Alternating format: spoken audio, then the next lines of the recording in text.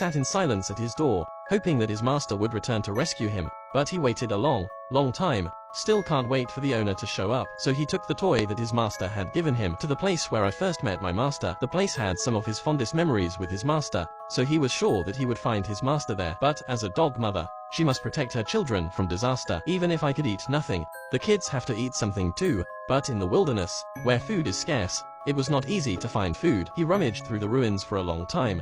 I had a hard time finding some dog food, but he met a hungry crow. As a mother, she stood bravely in front of the children. Even if I get busted in the head, he must not flinch. Even though he had been hungry for a long time, but he will still find the food. He gave it to his children. Even when times are tough, he never gave up hope. He always believed the master will surely return for him. Even if I don't see my master every time, he would also hang a toy ball every day, or to the place where I first met my master. It's just that he doesn't know how much longer he can hold on, because the food in the ruins won't last much longer. His last hope lay in his master. He took his children with him. They went to the place where they first met their master, but as they crossed the familiar wooden bridge, the earthquake struck again. Before they could get out of the way, they all fell into the turbulent river. But Mary, the dog's mother, can swim. They had a narrow escape, but at the moment, Mary's body had already reached its limit. He tried to pull himself together, but in the end, slowly, he closed his eyes. Soon after, when the earthquake and flood receded, Mary's master returned at last. He ran home excitedly,